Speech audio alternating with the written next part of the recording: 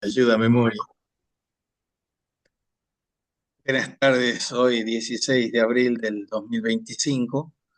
Estamos continuando y finalizando los prolegómenos pedagógicos y metodológicos.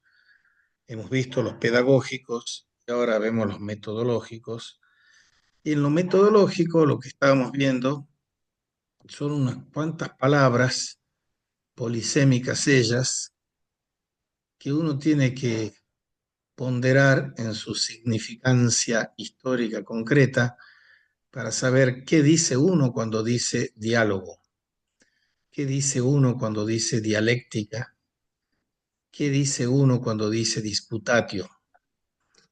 Si uno tuviese que hacer una microhistoria metodológica de la filosofía y la teología, hemos visto que en la antigüedad del siglo V antes de Cristo tenemos una dialéctica, dialógica, dicho entre comillas ambas, platónica, y una dialéctica que es propedéutica, lógica, en Aristóteles, y después pasábamos a salto de mata a un Tomás de Aquino que condensando toda la dialógica y la dialéctica en el sentido aristotélico, no platónico, la dialéctica en Tomás de Aquino adquiere visos de ser parte de la lógica, de la propedéutica filosófica, que es la lógica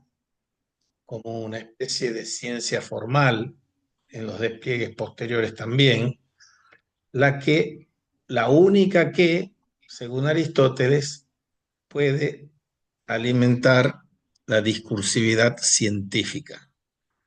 Entonces, en Tomás de Aquino se asume los presupuestos que ya discutimos como principios intelectuales y principios morales en Tomás, recogidos por Aristóteles y perfeccionados por Tomás por la cuestión de la sobrenaturaleza. Y pasamos a la modernidad. Y en la modernidad se produce ese menjunje o aquelarre de discutir discursos del método con Descartes e implantar ahí, con esa física matemática, una discursividad epistémica que se asienta en ese trípode de conceptos, juicios y razonamientos, pero que van tirando con el agua de la palangana el bebé. ¿Cuál es el bebé? El bebé tirado es víctima de la matematización de la discursividad científica moderna, todo lo que tiene que ver con los símbolos, las metáforas, los mitos cualitativos. Pero esa no era la única posición en ese momento. Poco después de Descartes viene un señor que se llama Pascal. Pascal le pone los puntos sobre las íes al dualismo cartesiano y lo deja arrojado o encerrado en el campo de lo natural. Y excediendo lo natural entra la caridad. La caridad es del orden sobrenatural. Y la palabra orden es una palabra de la geometría y todos estos tipos eran muy geométricos, filosóficos. Pero hay que saber que no todo lo que es geométrico es la puerta para abrir el camino hacia un saber sobrenatural. Que la tensión metodológica entre el concepto y el símbolo y el mito es una tensión que es fundamental, que ya se la ve perfilar cuando nace el filosofar con un señor que se llama Platón, porque Platón se ha encargado de rechazar los elementos poéticos, imaginativos, metafóricos, míticos, y él mismo fue un maestro de la poesía, la metáfora y el mito. Son fragmentos de la historia de la filosofía que son muy importantes de atender, porque cómo hablar, cómo escribir, depende de qué método use yo. Y la primera disputa o discusión metodológica se da entre lo que uno podría decir la escuela a la que asistían los presocráticos y los socráticos, que era la poesía de Homero o Hesíodo, los trágicos, y ellos no eran cultores del concepto, el juicio y el razonamiento, sino de las metáforas, los símbolos y los mitos. Este aquí que Platón, siguiendo a Sócrates, de imperativo apartarse de Homero, porque el método de Homero era el de un poeta, y los poetas se circunscriben o limitan a decir cosas simbólicas, pero no conceptuales. Y como la filosofía quería abrirse paso con lo conceptual y no lo simbólico, con la sintaxis y la semántica, no con la retórica, entonces el punto de inflexión metodológico se da entre Homero y Platón. Platón está produciendo, un par de siglos después, una inflexión revolucionaria, porque Platón es el que está inventando que hay una memoria filosófica o dialéctica frente a la memoria simplemente como acopio de imágenes, palabras, símbolos que había en el poeta. Esa es una de las razones fundamentales por la cual, no sin dejar de ser sorprendente, Platón lo que produce es una expulsión de los poetas de la República, de la Politeia. ¿Y por qué los expulsa? Porque la Politeia está en concomitancia con la Paideia.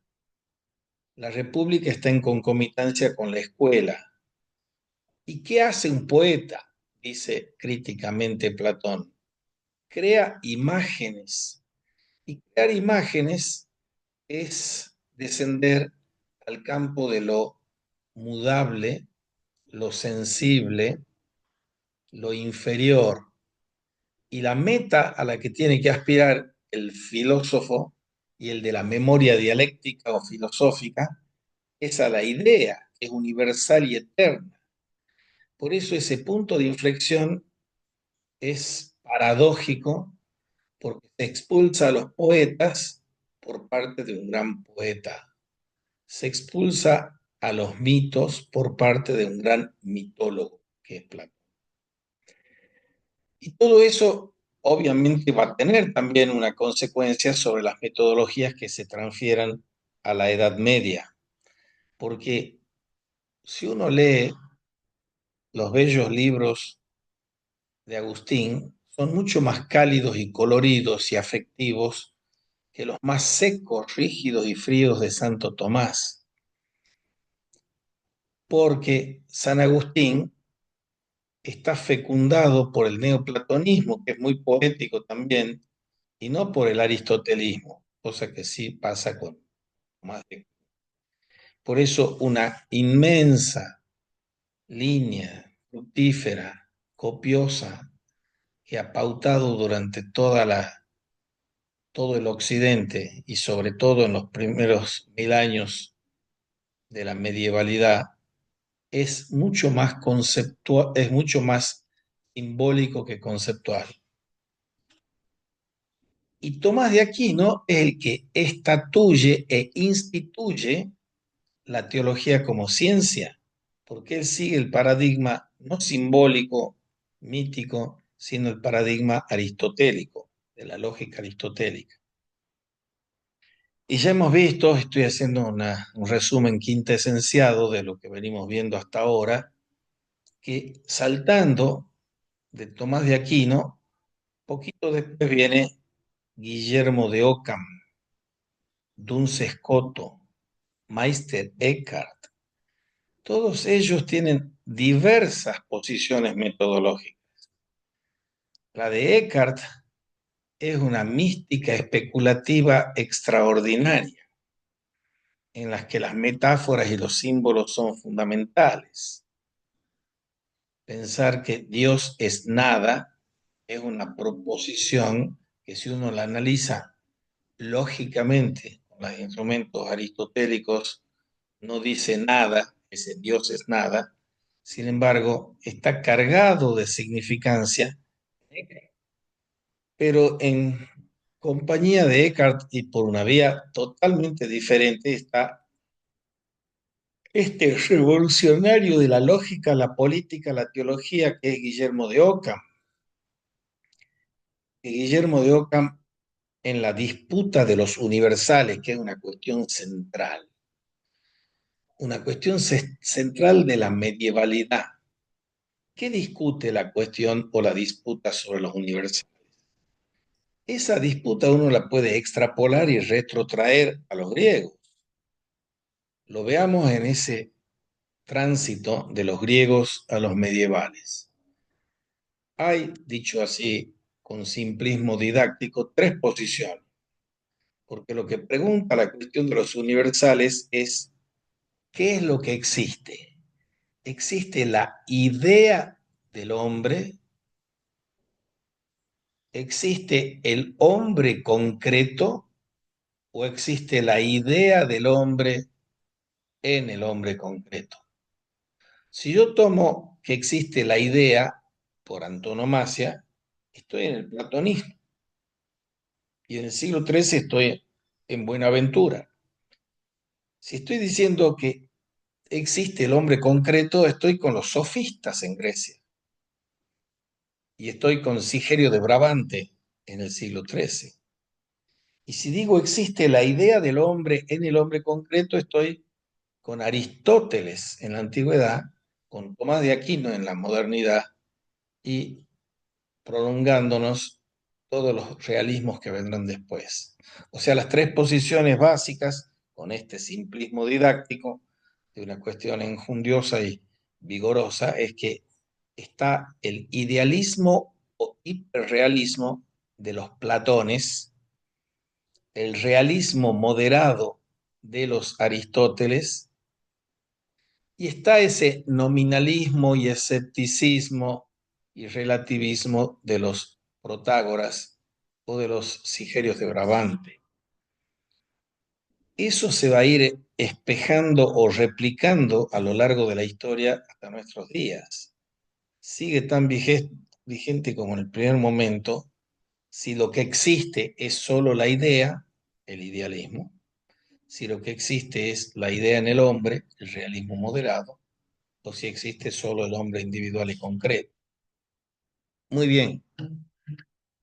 En Descartes, nosotros tenemos un influjo fuerte, les decía, de Francisco Suárez. Pero Francisco Suárez es un genio complicado y riquísimo en su poliédrica expresión pensante, porque él recibe el influjo de Tomás de Aquino, como no puede ser de otra manera. También tiene la recepción del pensamiento agustino-plotiniano, pero además tiene los del siglo XIV, Guillermo de Ockham, Duns Scoto, y siguen las firmas, los empiristas, los racionalistas, etc.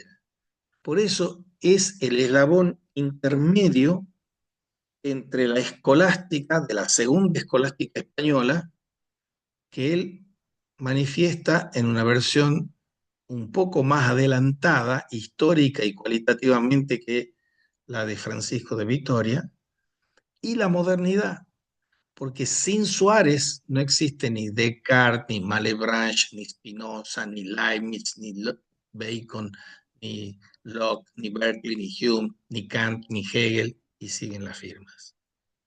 Es el pensador fundamental para ese tránsito, pero él no está renegando de la medievalidad y de la escolástica, ni mucho menos, sino que está metamorfoseando los planteos metodológicos y temáticos de la medievalidad sin abandonarlas y llevándola un peldaño más adelante. En ese peldaño hacen pie los Descartes y todos aquellos que estudian filosofía y teología desde después de Suárez.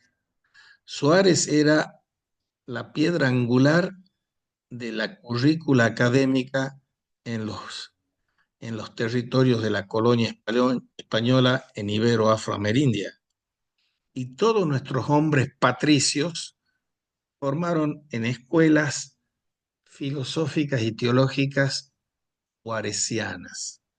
Y el Concilio de Trento está llevado a cabo por la Compañía de Jesús en sus valencias y quilates teológicos y filosóficos. Entonces, les he mencionado el tránsito desde las cuestiones disputadas teológicas de Tomás de Aquino, en que la ciencia madre era la teología revelada o positiva, y las disputaciones metafísicas de Suárez, que es el primer tratado de metafísica, porque es más tratado de metafísica que los propios escritos de metafísica de Aristóteles. El primer tratado sistemático de metafísica con el con qué, que no se lo hace por mor de o en aras de ensalzar, desligada de todos los demás saberes, a la metafísica, sino como condición de posibilidad para hacer una ciencia teológica. Santo Tomás la hizo, pero quedó tan debilitada y abierta a los flancos por donde le entraron las flechas del ocamismo, del escotismo, etcétera, que era preciso en ese siglo XVII encontrar un aparato ontoteológico, metafísico, como el que formuló Suárez, para hacer avanzar la cientificidad de la teología a un plano en el que Santo Tomás no llegó. Y después, desatado ese jesuitismo suareciano, van a ir naciendo ese alumno de los jesuitas del Colegio de la Flèche, que es el señor Descartes, y después de Descartes vendrán los dos bracitos, el brazo racionalista o continental de Malebranche, Spinoza, Leibniz. No tenemos tiempo de quedarnos en eso. Y el otro brazo empirista de los Bacon, los Locke, los Berkeley, los Hume. Tampoco tenemos tiempo de abundar en eso.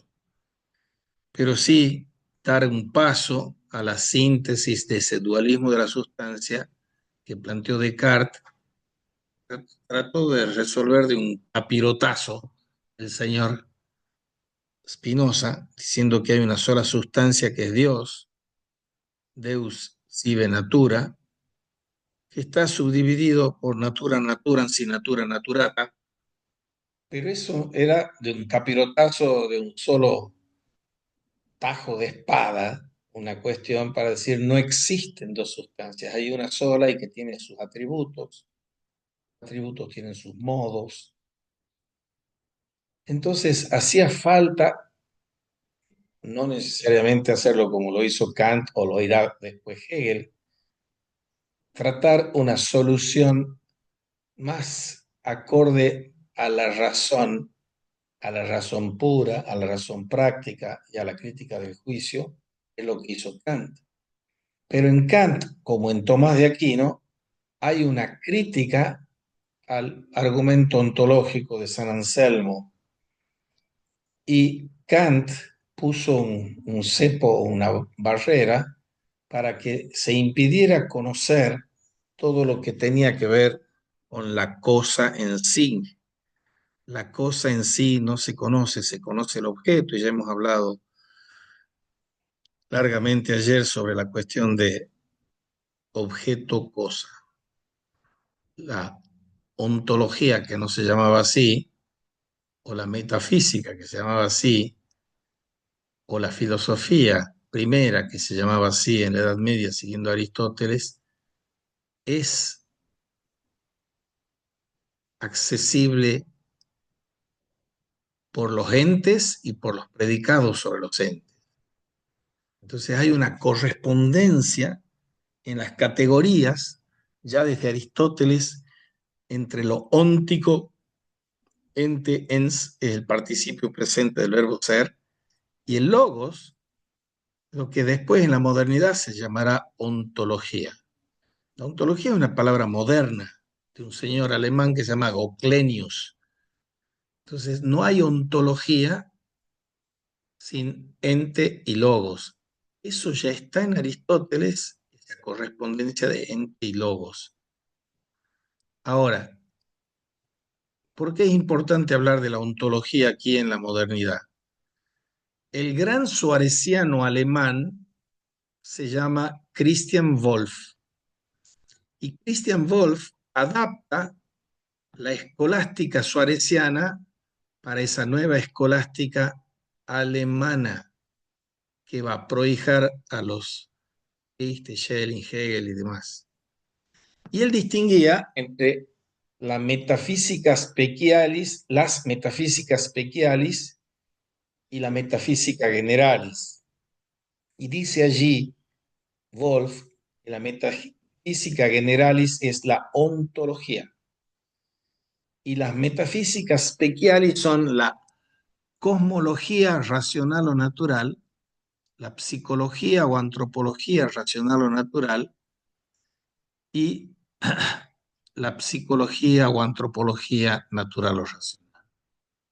La cosmología, psicología, antropología y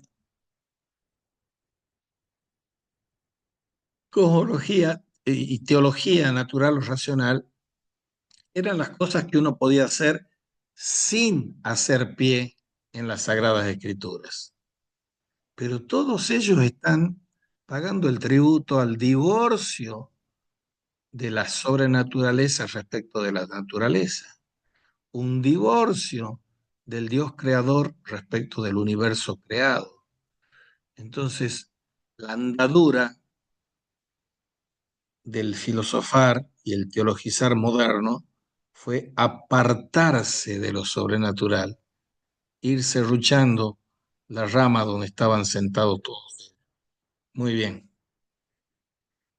Con eso llegamos a la tensión dialéctica o de y en torno de la dialéctica entre Kant y Hegel. Y ya hemos visto en Kant, era parte de la crítica de la razón pura de la dialéctica trascendental. Y para Kant, que ha puesto las bases en los juicios sintéticos a priori que legitiman la cientificidad en la intuición sensible, por más que sea intuiciones puras, y en las categorías puras que forman los juicios sintéticos a priori, en Kant la dialéctica no tiene validez o legitimidad científica, porque los temas o filosofemas de Dios, hombre y mundo no pueden consistir o conjurar juicios sintéticos a priori. ¿Cómo son posibles los juicios sintéticos a priori en matemática, estética trascendental, en la física, analítica trascendental, y son posibles los juicios sintéticos en metafísica? Kant dice que no. Todo eso va a plantearle una dificultad inmensa a los seguidores de Kant, que admiran a Kant y que sin Kant no existirían, que son Fichte, Schelling y Hegel, y todos se ven en ese trance muy usual en las historias de la filosofía del parricidio. No pueden vivir sino por el esfuerzo de Kant, pero no pueden sobrevivir y actuar filosóficamente sino matando a Kant. Y matando a Kant significa levantar el cepo de que la cosa no se puede conocer. Es paradójico, ¿no? Sí. Y puesto en términos de la humildad filosófica, a mí personalmente me cae menos antipático, por no decir más simpático, Kant que Hegel, porque la soberbia de la gnosis hegeliana implica que da un salto abismal hacia un conocimiento intuitivo que no es sensible, sino intelectual. Entonces, la dialéctica, como era en Platón, se convierte en sinónimo de filosofía y sinónimo de ciencia, cosa que para Kant no lo era, y para Santo Tomás tampoco. Entonces, la dialéctica en Hegel es como en Platón, sinónimo de filosofía y de ciencia, y ciencia no de los objetos, sino de la cosa. La cosa no solo no se puede pensar, sino que es lo único que se puede y debe pensar por un intelecto arquetípico que se salta las barreras del criticismo kantiano. Bien, ese es un resumen quintesenciado de los prolegómenos metodológicos. Si no tienes comentarios o preguntas, pasaríamos al tema siguiente. Vamos al tema siguiente. Bien, perfecto. El tema siguiente tiene que ver con la cuestión disputada sobre la verdad. Y la cuestión disputada sobre la verdad es un grupo de cuestiones disputadas.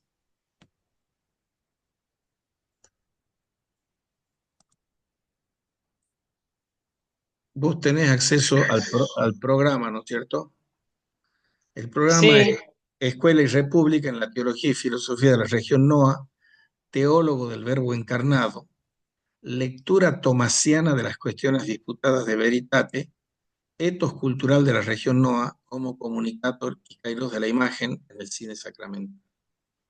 El título y subtítulo. Pero vamos a los módulos. Y en los módulos nosotros tenemos lo que acabamos de ver, el módulo de la cuestión disputada pedagógica de magistro, el módulo de la cuestión disputada metodológica, que es lo que acabamos de ver, y ya les voy a ir subiendo otros textos sobre eso de la inteligencia sentiente de Zubiri y la hermenéutica del amor, que no hemos visto nada. Pero yo quiero avanzar al módulo del interludio, que es cuestión disputada de veritate. Y en la cuestión disputada de veritate tenemos el teólogo del verbo encarnado, Karl Rahner, y la lectura tomasiana de Santo Tomás de Aquino. Y después la introducción a la cuestión disputada en torno al tomismo trascendental, la apertura del ser y la teología natural hoy, natural, no sobrenatural. Y después una serie de escritos que hizo el grupo In Veritatem, dirigido por Gaspar, Homo Patiens, la sensibilidad y las pasiones, cuestiones disputadas de Veritate 25 y 26, Espíritu en el mundo, que es la tesis doctoral de Rahner, Metafísica del conocimiento finito según Santo Tomás de Aquino. El C es Nociología de la fe, pensar conjetural y responsabilidad humana, Oyente de la palabra, que es otro libro de Rahner sobre la filosofía de la religión, y Fundamentos para una filosofía de la religión en las cuestiones disputadas de Veritate 14 y 17. Y termino con las lecturas contemporáneas del verbo encarnado, Caro Cardo Salutis, de Karl Rahner a Michel Henry, entre otros. Bien, abigarrados, complejos y muy ricos son los contenidos de estas partes nodulares del magisterio de Gaspar Risco Fernández, que hizo una carrera brillante en Salamanca. Tenía la medalla de oro como licenciado en teología y en filosofía cuando los exámenes se daban en latín y llega a Tucumán en el año 59 y tempranamente empieza varias cosas, pero una de las cosas con las que empieza tiene que ver con el último módulo, que es el Kairos de la imagen y el cine sacramental. Daba películas en las parroquias, en el campo, en la facultad, y hacía cines debates. Pero era un cine debates y mucho más rico que lo que tenemos nosotros ahora. Porque Gaspar era un hombre obsesivo del estudio y les prohibían estudiar de noche en Salamanca. Entonces, él, para que no lo agarraran leyendo, ponía una toalla abajo de la puerta para que no se viera la luz. Y él estudiaba en las cuestiones disputadas sobre la verdad, era un centro de estudios in veritatem, y lo creó en el año 74, o sea, hace 51 años lo creó, 50 y chirola porque lo creó por ahí de septiembre. Y lo primero que dijo, que hizo, que recibimos sus alumnos en ese momento, era empezar a hablarnos de un señor que se llama Karl Rahner. Y Karl Rahner es uno de los más grandes teólogos católicos. Por supuesto que es muy controversial, y si uno sigue la línea de los teólogos y filósofos tradicionalistas del tomismo, no del tomasianismo, como decía Gaspar, se llamen Cornelio Fabro, Bernhard Lackebrink, para mencionar grandes de Alemania, de Italia, lo tenían como enemigo a Rahner. Lackebrink, que fue profesor de la Cátedra del Concordato en Friburgo, era un pensador que escribió un libro publicado en la revista Ethos, que se editaba en la Argentina, en la Avenida de Mayo, dirigida por Guido Suárez Ramos, y en el primer párrafo de su artículo que se llama Metafísica e Historicidad, me caía a mí como anillo al dedo, porque yo había acabado de hacer la tesis de licenciatura sobre metafísica e historia en Santo Tomás de Aquino, y me preparaba para ir de viaje becado a Alemania para seguir esos estudios. Entonces ese artículo venía aparentemente como anillo al dedo. Pero yo seguía la escuela de Gaspar, que era un hombre que, con las luces y sombras que tenemos todos y que tenía también Rahner, nos introdujo a nosotros en el año 74 con Rahner. El primer párrafo de ese artículo decía: Karl Rahner es más peligroso para la Iglesia Católica que el comunismo, porque el comunismo es un enemigo externo y Rahner es un enemigo interno de la Iglesia Católica. Yo le puedo seguir dando datos actualizados de gente muy leída que hoy sigue diciendo esas mismas cosas. Y vuelvo a insistir, más allá de las luces y sombras de Karl Rahner, es importantísimo, creo yo, y pienso, y así trato de implementarlo en los cursos que doy, tener la mente y el corazón abierto, no mente y corazón dogmático, mente abierto, mente y corazón abiertos para innovaciones que tienen sus luces y sus sombras en el pensamiento teológico y filosófico.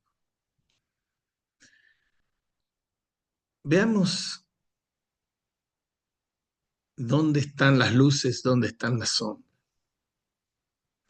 Él hace la tesis doctoral, Rahner hace la tesis doctoral, él formaba parte de un grupo que Erich Psivara llamó la Escuela Católica Heideggeriana. Y Heidegger ya tenía, Profe, perdón, sí, ¿me pregunto algo? sí, lo que quieran, cuando quieran. No, si me pregunto algo. Justo me fui hasta la cocina. No, no te pregunto nada. Si vos Ah, ok, me crees, ok. si vos estás siguiendo lo que yo estoy diciendo, pregúntame Sí, vos a mí. sí. Sí, sí, sí. Bien. Ah, se me ha ido Federico.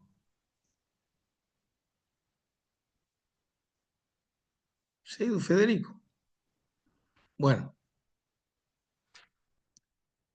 estoy hablando de las cuestiones disputadas de Veritate y estaba hablando de la recepción de Karl Rahner en Gaspar Risco Fernández y transmitida a nosotros, sus alumnos, desde los años 70. Y las sombras que creen ver, no sin ciertas razones, los detractores de Rahner, está en lo que se llama el modernismo. Después que el Papa León XIII, en la encíclica Eterni Patris, declaró a Santo Tomás como el patrono de los estudios teológicos del catolicismo, cuando algunos pensadores empezaron a hacer intentos de síntesis entre la filosofía moderna y la filosofía medieval, Rahner la hizo, siendo discípulo de Heidegger, que ha sido también fecundado no solo por el tomismo, sino por el pensamiento neocantiano y por el pensamiento heideggeriano. Hay un jesuita que se llama Joseph Marechal, que escribe varios tomos sobre el punto de partida de la metafísica. Él es el pionero del intento de hacer una unión entre Kant y Santo Tomás de Aquino. Y Rahner elige como tema de tesis doctoral en filosofía Espíritu en el mundo. Subtítulo: Metafísica del conocimiento finito, en la cuestión 84, artículo 7 de la Suma Teológica de Santo Tomás de Aquino.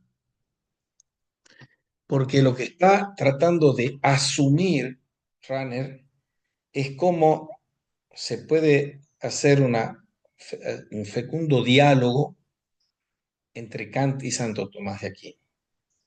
Hay otros compañeros de esa escuela católica heideggeriana que intentan hacer una síntesis entre Kant y Tomás con su tesis Ser y Juicio del jesuita Johannes Baptist Lotz.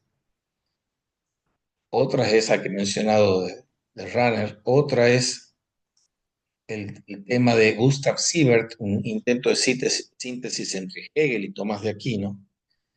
Y otro es Max Miller, que trataba de hacer, él era un laico, los demás eran sacerdotes, trataba de hacer una síntesis entre la experiencia y la historia en la ontología medieval de Santo Tomás de Aquino, una especie de diálogo y contrapunto entre Heidegger y Santo Tomás de Aquino. Bien, volviendo a nuestra cuestión. Estamos en las cuestiones disputadas de Veritate, ya les he mencionado ese artículo controversial en que descalifican a Rahner como enemigo de la Iglesia. Y ahora veamos y vamos a hincarle el diente a las cosas que se están discutiendo aquí. Las cuestiones que se están discutiendo aquí tienen que ver con qué posibilidad hay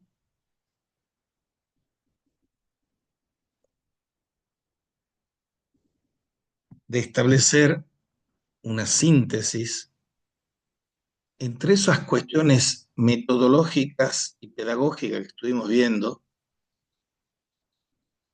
entre las cuestiones disputadas de Santo Tomás de Aquino, sobre la verdad en este caso,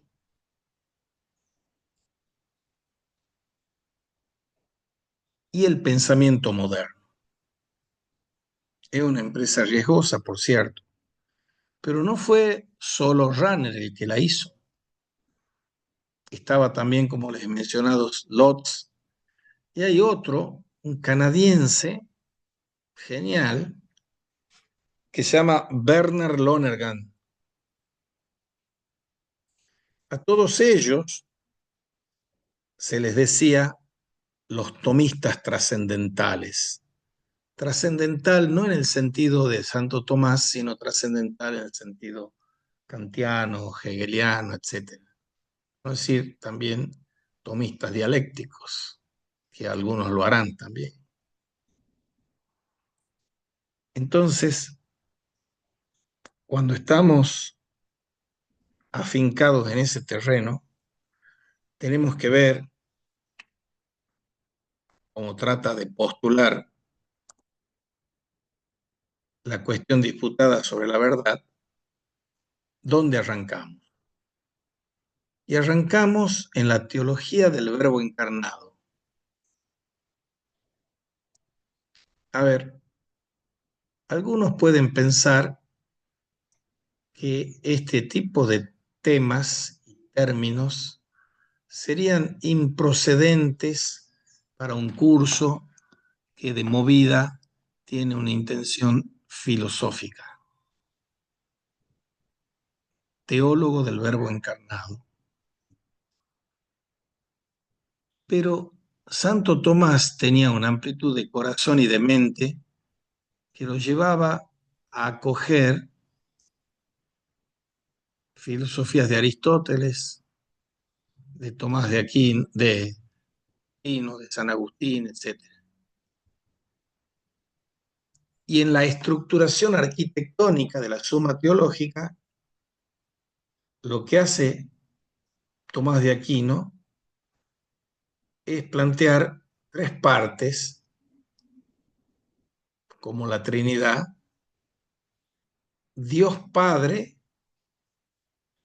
que es la primera parte, la segunda parte, que es la salida de Dios Padre hacia su Hijo, el Verbo, Jesucristo, y toda la creación.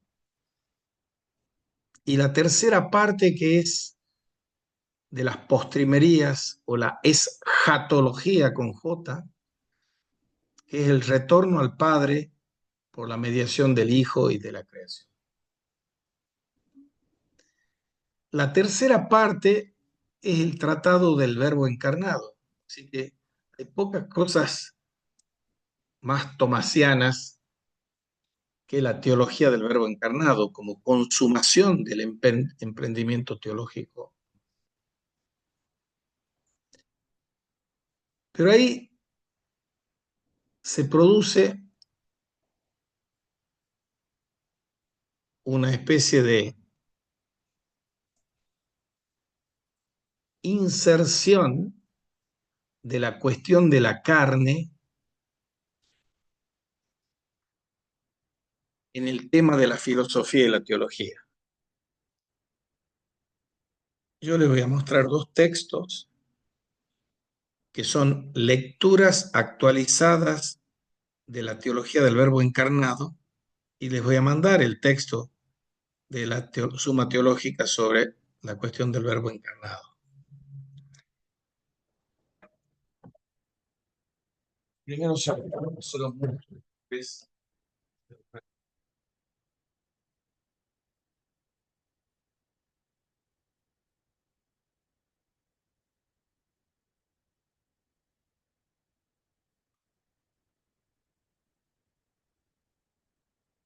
uno es este librito chiquito que se llama El cuerpo y la salvación, con varios autores. Uno es el de la Escuela de Frankfurt, Max Horkheimer, otro es Heinz Schlette, otro es Klaus Westermann, otro es Albert Guerres y otro es Karl Rahner.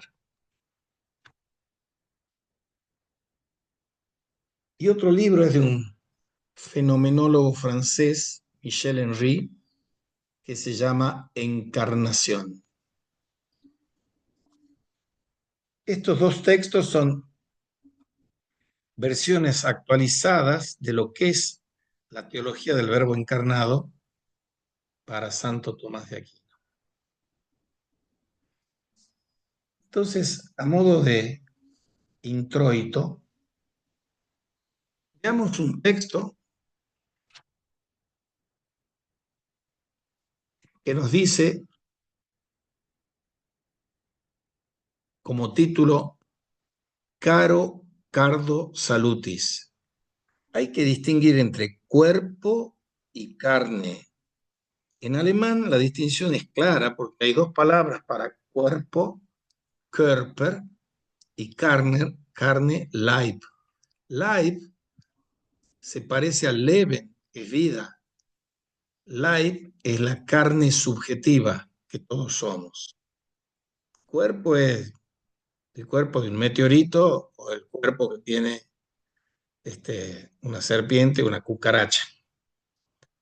Entonces, una aproximación al núcleo temático es caro cardo salutis. La carne es el quicio de la salvación. Y empieza diciendo que Plotino parecía un hombre que se avergonzaba de existir en el cuerpo. Existe algo incómodo e inquietante en la materia. ¿Y qué es eso incómodo de la materia? Los momentos agradables, carnales de nuestra existencia son los que en la experiencia de cada día aparecen como materia prima de aquellos conflictos y protestas en los que se consume el enfermo neurótico, sexualidad, agresión, desorden, fortuna. Y estas experiencias obligan al médico a pedir ayuda a la metafísica y a la teología para que completen lo que hay de inevitablemente superficial en su trabajo, sobre todo cuando reflexionan sobre el sentido de una creación material y de un espíritu encarnado.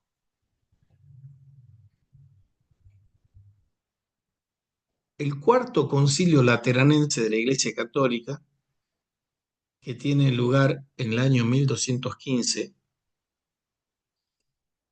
9 años antes de que nazca Tomás de Aquino, dice: creemos firmemente y confesamos de todo corazón que Dios es el principio de todas las cosas, creador de las visibles e invisibles, de las espirituales y corporales, que con su fuerza omnipotente ha creado de la nada, al principio del tiempo, los dos órdenes de la creación, las cosas espirituales y las corporales, es decir, el mundo de los ángeles, el mundo terreno y, consecuentemente, el mundo de los hombres, que es, en cierto sentido, comprende a ambos, dado que el hombre se compone de espíritu y de cuerpo, un espíritu encarnado. Y si existen las cosas invisibles, como lo afirmamos en el símbolo de Nicea, si existen las criaturas puramente espirituales, entonces es natural preguntarse por qué existe una creación material. Y eso es la doctrina bíblica. Y hay una lucha, como lo expresa la doctrina bíblica, una lucha durante todo un siglo contra las herejías que consideraban el cuerpo y a la materia como productos del demonio o como castigos impuestos a consecuencias de la culpa del espíritu. Las gnosis, los albigenses, los cátaros, despreciaban la materia, despreciaban el cuerpo, despreciaban la carne. Y esta lucha no siempre fue victoriosa, aparece en la indestructibilidad de las tradiciones enemigas del cuerpo. Hay que atender al sentido del cuerpo y al sentido del mundo material.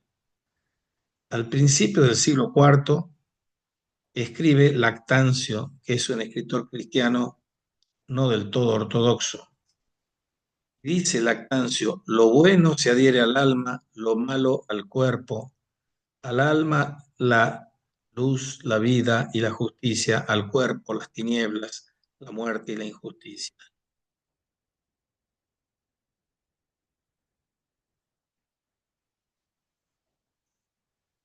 Doroteo, que es un padre del desierto, formula lo mismo más brevemente, diciendo: el cuerpo me mata a mí y yo lo mato a él.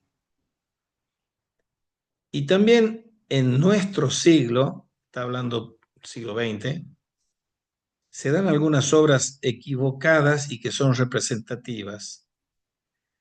En el Manual para Teología e Iglesia del año 1930, buscamos inútilmente la palabra cuerpo. Bajo el concepto alma se encuentran estas desconcertantes afirmaciones sobre la muerte y la inmortalidad. No refrendada ya por el cuerpo y la sensualidad, activará mucho más intensamente su vida espiritual. Y sin querer ahí se pregunta uno, ¿qué es lo que la pobre alma tendrá que hacer después en la resurrección de la carne? Y un autor español, José María Escrivá de Balaguer, fundador del Opus Dei, refleja en su librito Camino el sentir de muchos cristianos. Dice Escrivá, sabes que tu cuerpo es tu enemigo y enemigo de la gloria de Dios, al serlo de tu santificación, ¿por qué le tratas con tanta blandura? Y en la literatura teológica de la última década, está hablando de fines del siglo XX, se afirma una y otra vez, algunas veces con afán de compensación, cómo el cristianismo es amigo del cuerpo. Y la respuesta más fácil a nuestra pregunta es la siguiente. El cristiano considera equívocamente al cuerpo como algo superfluo. Si el cuerpo fuese superfluo, ¿para qué Dios Padre se encarnó en Dios Hijo? La encarnación de Dios. Para algunos cristianos, la encarnación de Dios es un escándalo, pero este escándalo no fue solamente para los ángeles. La fe no nos enseña que Dios haya creado el mejor de todos los mundos posibles. Pertenece a la existencia de lo creado tener una perfección. La Escritura nos dice que todo lo que Dios creó es bueno. El mundo no contiene cosas sin sentido, ningún átomo es superfluo, nada miserable, sórdido, trivial, y no existe ningún detrito metafísico en la creación. Todo lo que existe ha sido fundado y conservado por Dios, y precisamente por esto es digno de existir. Todo lo que existe tiene sentido.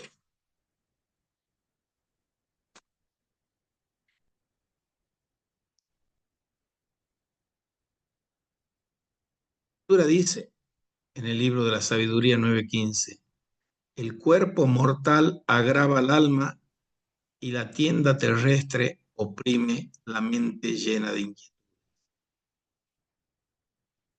Y nuestra inserción en lo material dispersa nuestra vida y nos preocupamos de muchas cosas y éstas no marchan mejor. El que está situado en esta preocupación recibe como un escarnio la palabra del Señor, una sola cosa.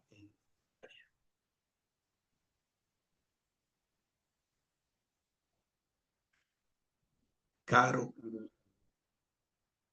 la carne es el de la salvación. O sea, la carne tiene nuestra ayuda en el proceso de la salvación. Pero esto no quita el carácter problemático que tiene existir en la materia. La corporeización de la vida en la multiplicidad ilimitada de su configuración permanece a la sombra de la luz de la revelación.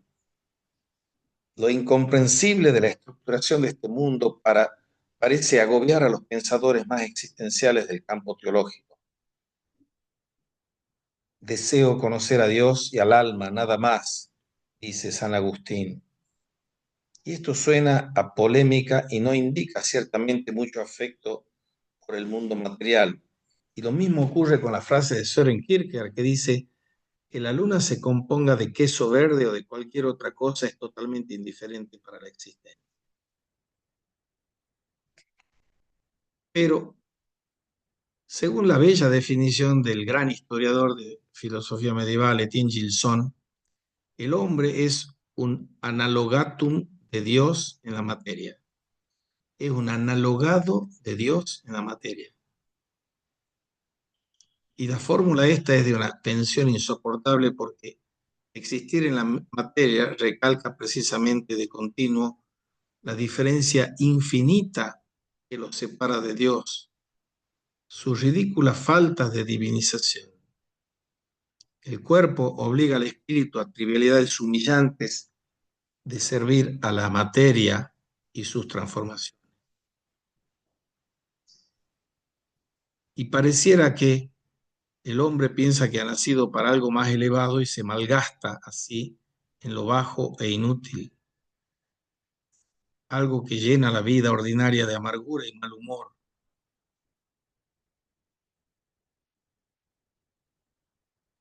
Y otro escándalo del cuerpo radica en el dolor. Tiene pleno sentido, dice Agustín, que cada espíritu desordenado se convierte en una carga pesada para sí mismo. Sin posibilidad de elección, afecta a justos e injustos. No respeta a los niños pequeños ni a los retrasados mentales que parecen no tener posibilidad alguna de dar un sentido al dolor. El mundo material es un mundo complicado e intrincado. Continuamente causa molestias o nos deja con toda clase de condicionamiento puestos a nuestra vida y comportamiento o nos abandona al tedio en el servicio de la vida interna, nos aburre. Existe una dificultad oprimente de la vida religiosa, en la superabundancia de pequeñeces que el cristiano debe pensar y cumplir.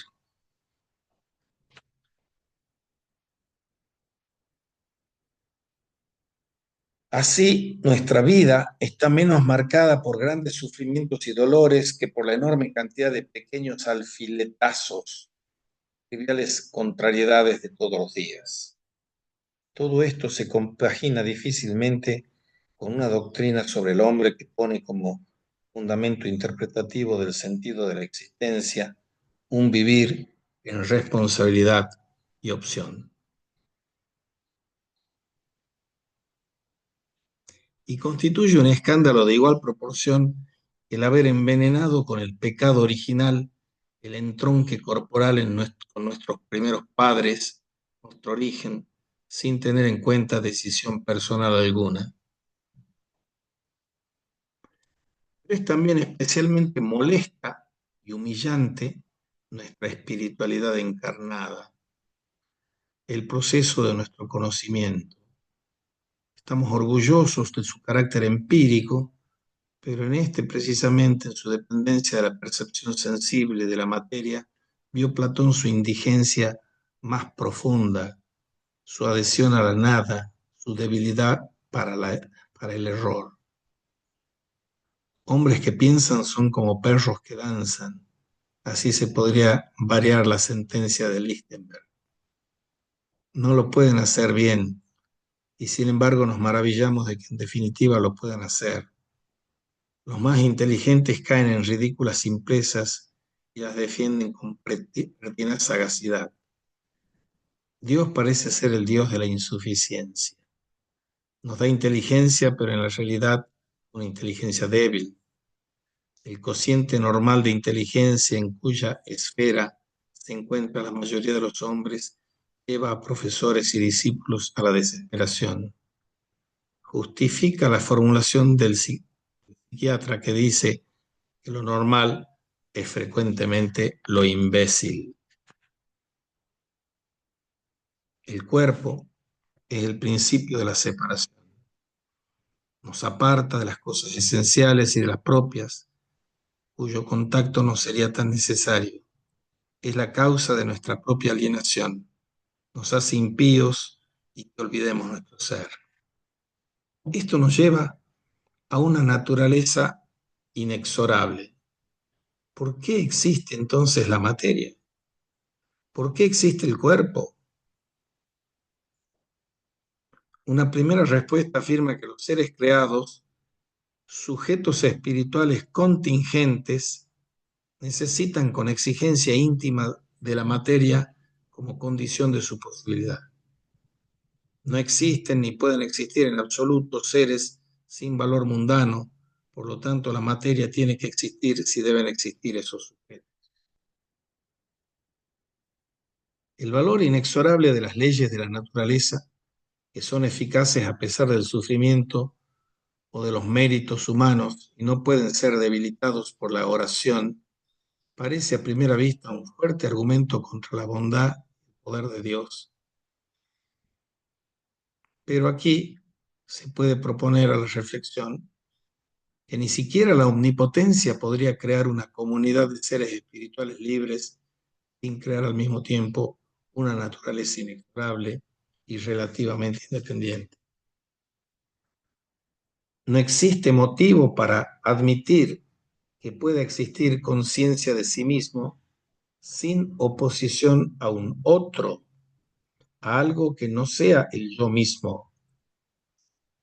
Me descubriré a mí mismo precisamente porque mi yo se contrapone a un mundo, entorno, y particularmente a un contorno social, a un mundo entorno constituido por otros yo. Pero tan pronto como intentamos poner en juego el conocimiento mutuo con las cosas creadas que nos rodean, tropezamos con la necesidad de la naturaleza.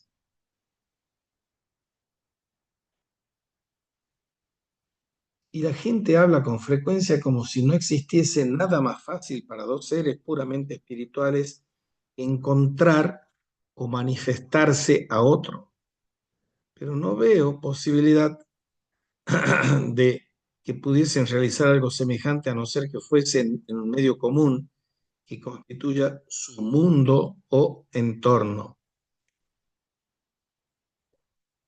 El espacio y el tiempo son ciertamente un mundo entorno. Sin embargo, se exige algo más que esto. Si tus pensamientos, impulsos o sentimientos me estuviesen tan inmediatamente presentes como los míos propios, sin aquel indicio de existir fuera o de una alteridad, ¿cómo debería distinguirlos de los míos? ¿Y qué pensamientos e impulsos podrían brotar en nosotros sin tener objetos del pensamiento y del sentimiento? Ciertamente podría también efectuar yo solo el concepto de fuera y otro si no tuviese la experiencia de un mundo exterior. Como cristiano, uno puede responder que Dios y el demonio en realidad influyeron de un modo directo en mi conciencia, sin indicios de que este influjo venga del exterior. Bien, el resultado es también que la mayoría de la gente vive sin tener idea de que existen ambas cosas. En estas circunstancias sería más difícil conocer a mi vecino que conocer ahora a Dios. Para reconocer la acción de Dios sobre mí mismo, experimento la ayuda de cosas que me salen al paso en el mundo exterior, la tradición de la iglesia, la Sagrada Escritura y el diálogo con amigos que viven la religión. Lo que necesitamos para la sociedad humana es exactamente lo que poseemos, un medio neutral que no eres tú ni yo, al que ambos podemos manejar y así hacemos señas. Puedo hablar contigo porque por medio del aire común que nos rodea podemos enviarnos mutuamente ondas sonoras. La materia que separa las almas las une también. Tú no eres solamente capaz de ser, sino también capaz de aparecer. Por esto tengo el placer de conocerte. Por lo tanto, comunidad significa un espacio común, un mundo conocido.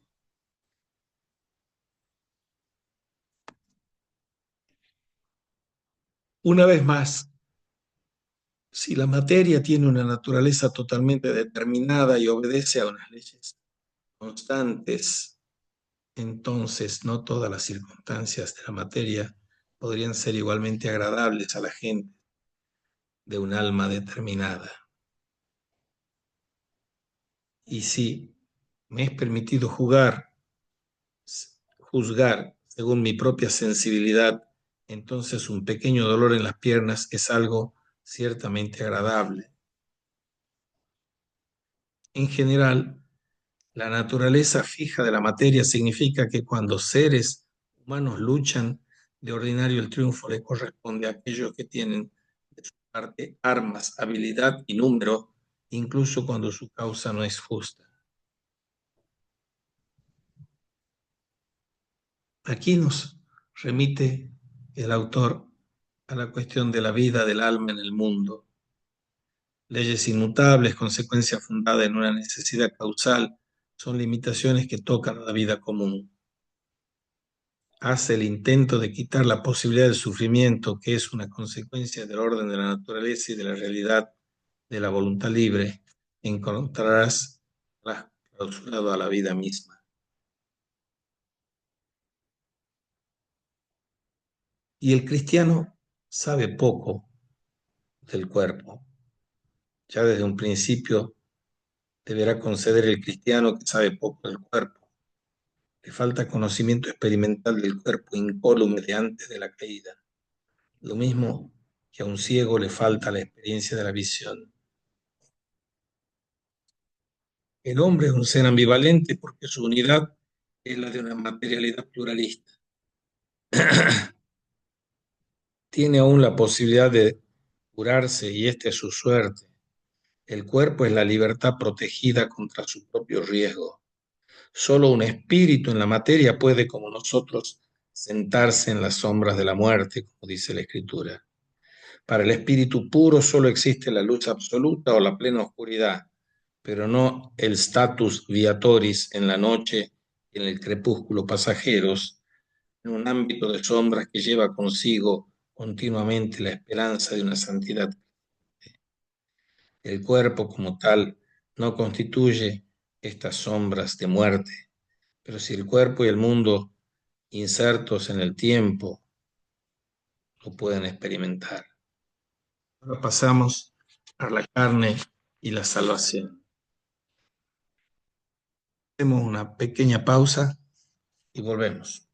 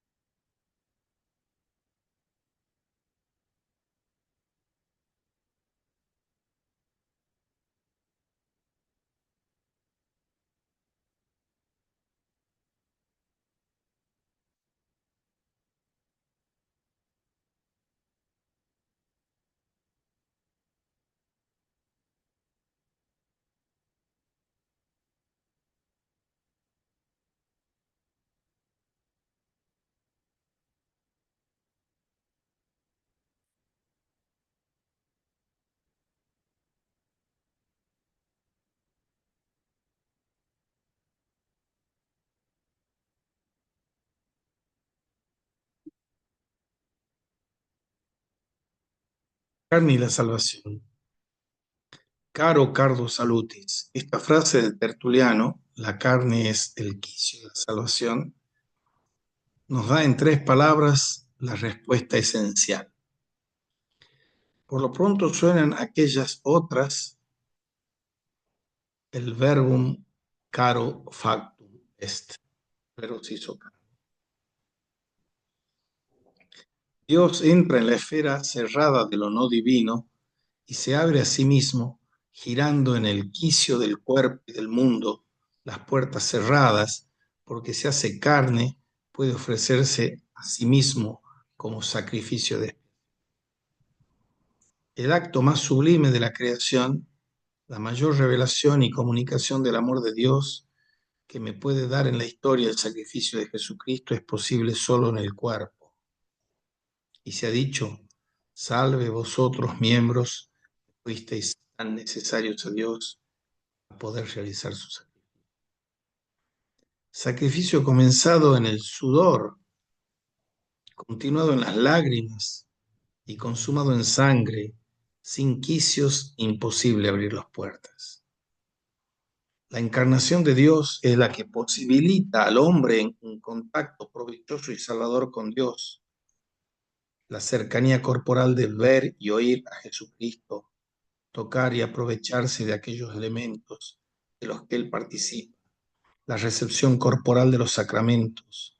Todo esto se entrega en la carne la divinidad oculta.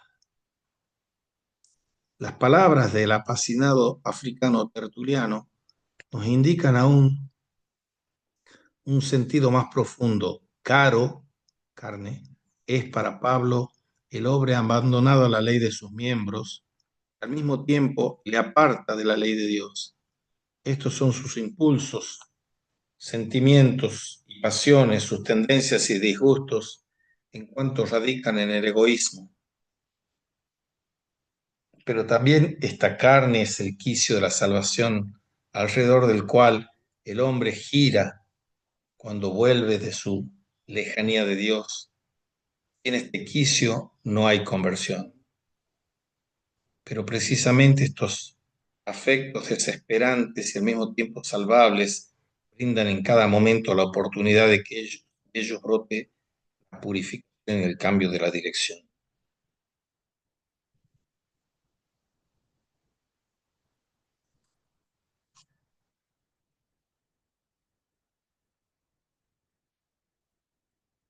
Todo esto nos lleva a la reflexión de que hay que tener un agradecimiento y aceptación, esperanza abandonada en cada momento,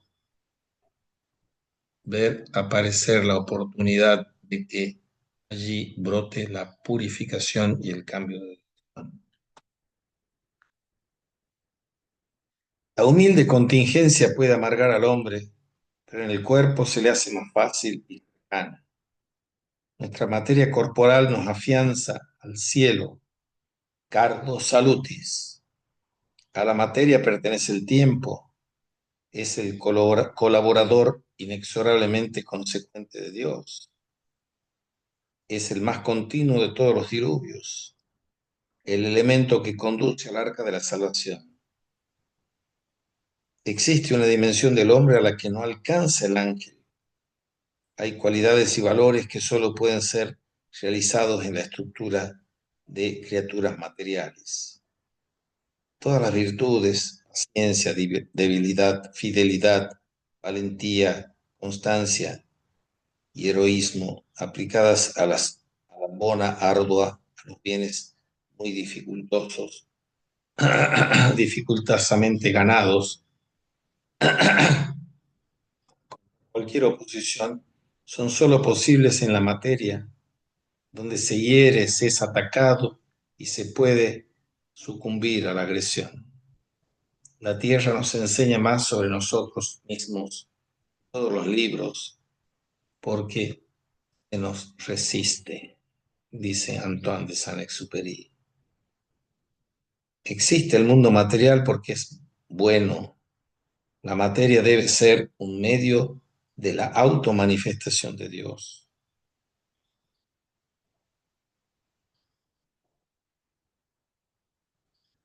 Y si la semejanza o el asemejarse con Dios es la meta de todas las criaturas, entonces la materialidad debe ofrecer posibilidades para la imitación, las cuales no posee el espíritu puro.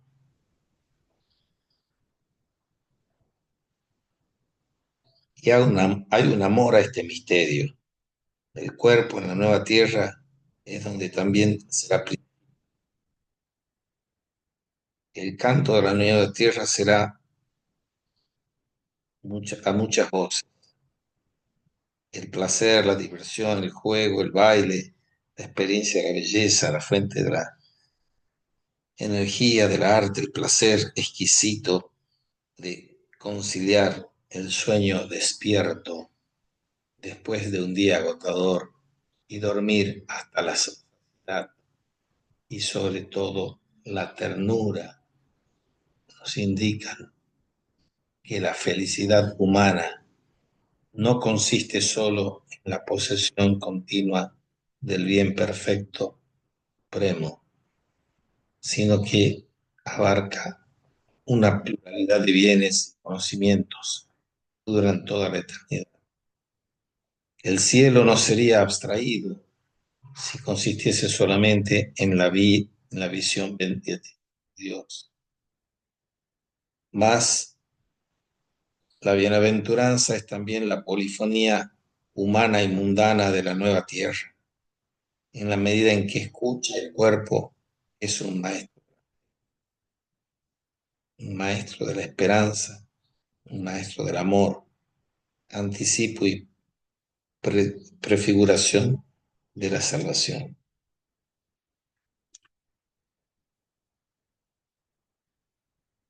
La materia será, pues, para nosotros el conjunto de energías de las criaturas que nos rodean, en la medida en que éstas se presentan a nosotros como palpables, sensibles, naturales en el sentido teológico del término. Será el medio común, universal, tangible, infinitamente móvil y variado, en cuyo seno vivimos sumergidos.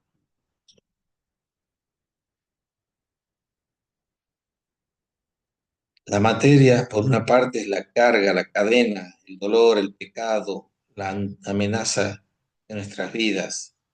Es lo que lastra, lo que sufre, lo que hiere, lo que tienta, lo que envejece. Pero la materia rejuvenece.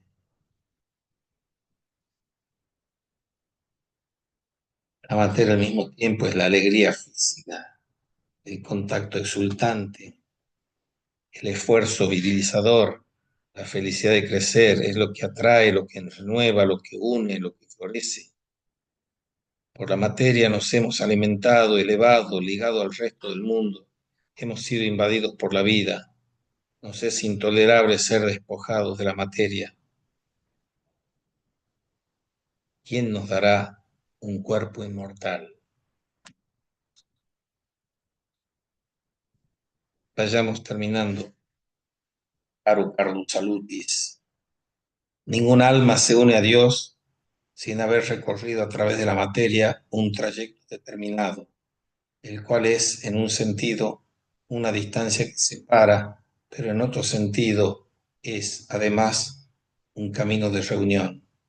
Sin determinadas posesiones y ciertas conquistas, todo existe tal como Dios lo desea. Todos tenemos nuestra escala de Jacob, cuyos escalones están formados por una serie de objetos. No intentemos, pues, evadirnos del mundo antes de tiempo. Sepamos orientar nuestro ser en el flujo de las cosas. Esto es la deriva general de la materia hacia el espíritu.